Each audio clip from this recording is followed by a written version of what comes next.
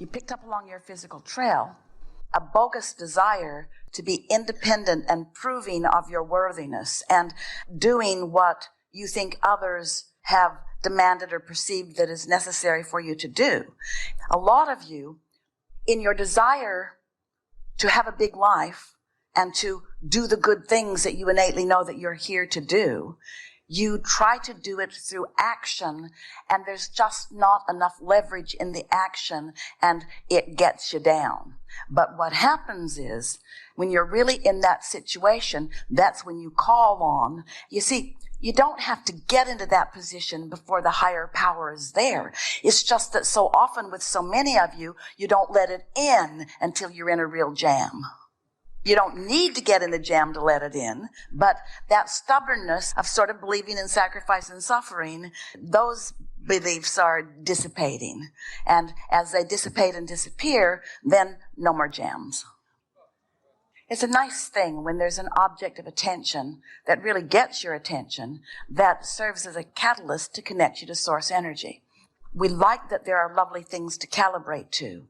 We just don't want anybody to need lovely things to calibrate to. In other words, calibrate to the well-being, and then all of that happens. And so I had to become really aware of self in order to allow the whole of self.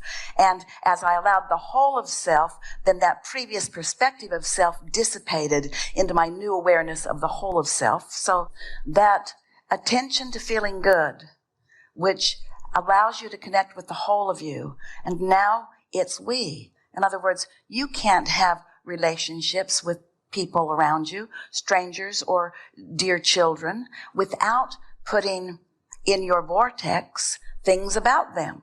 So there's lots about the well-being that you want for them that's in your vortex. And so this we, us thing is a real thing, isn't it?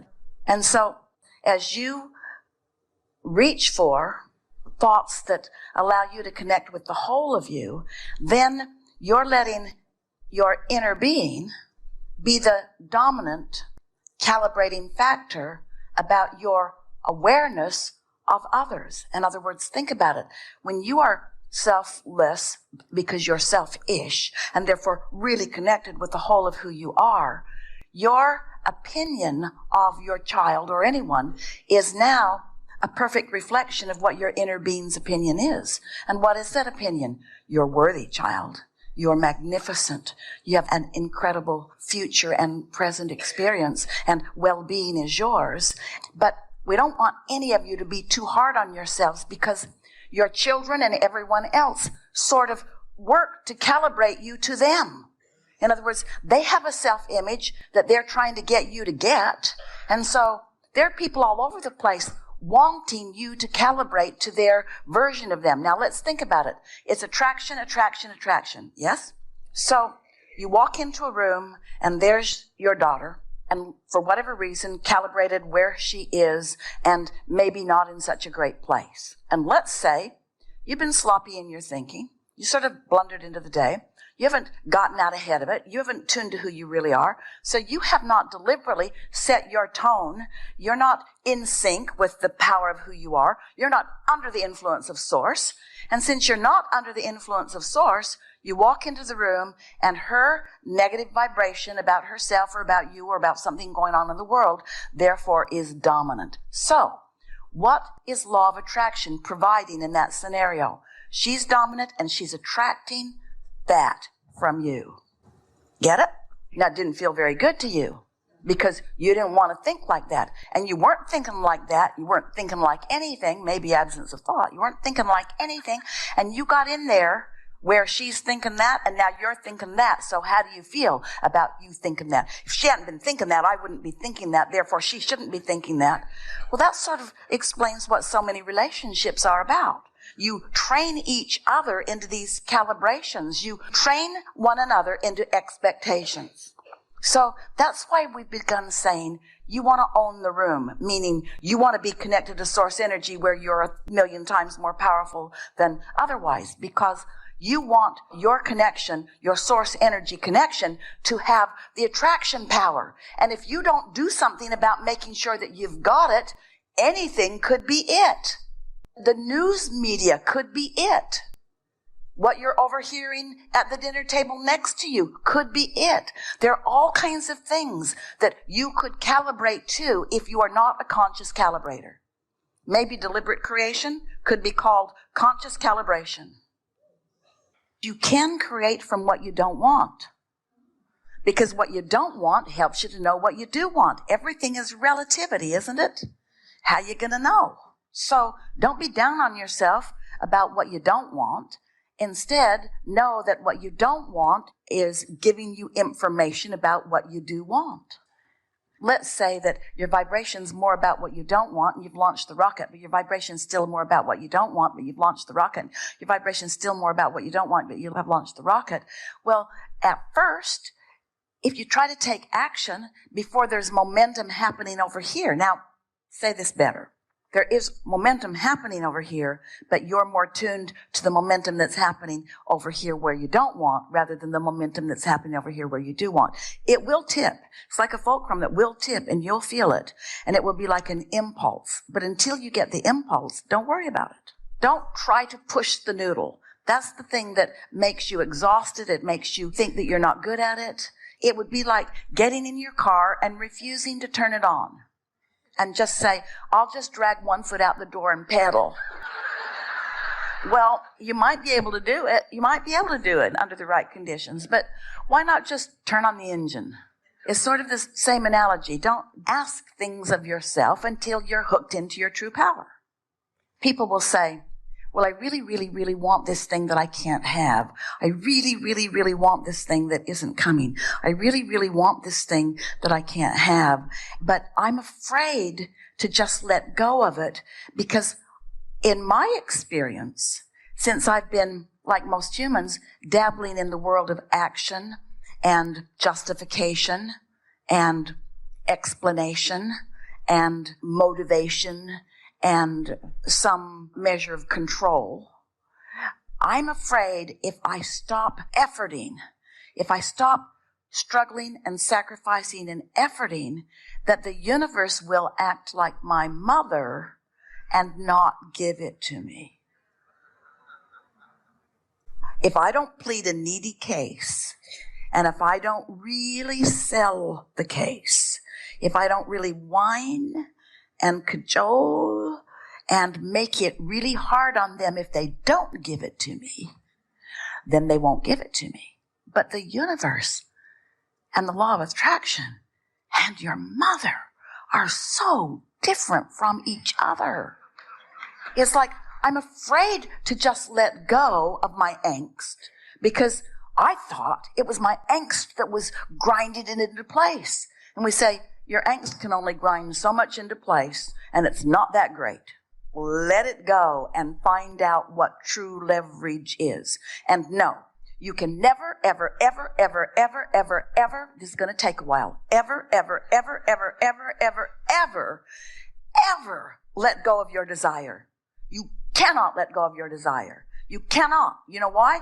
Your inner being's all over it. And your inner being knows who you really are. And your inner being has wrapped itself around all of the desires that you hold and is sending a signal to the universe, a signal to the law of attraction, a signal of attraction, a point of attraction to the universe.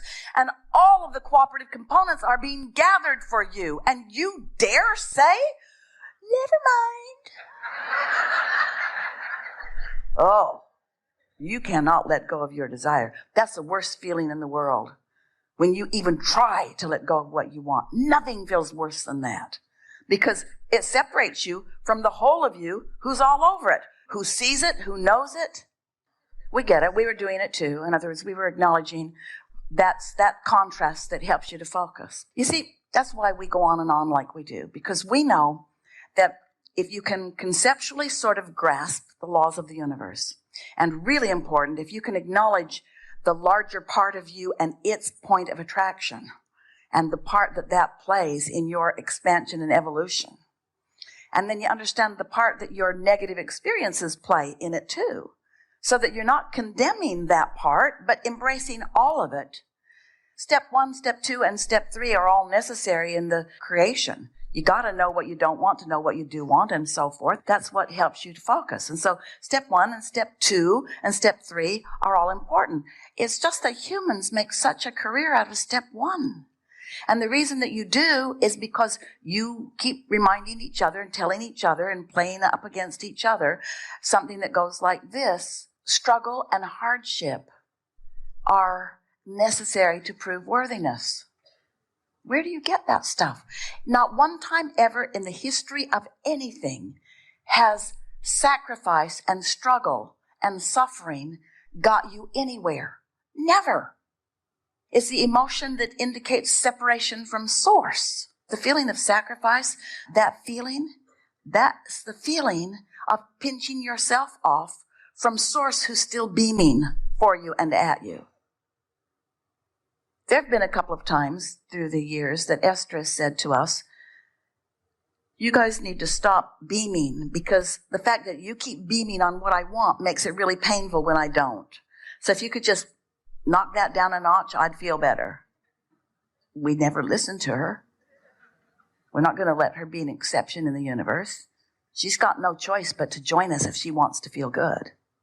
So let's say that some situation is really active in you and you don't have something manifested right now that you want. You've got it.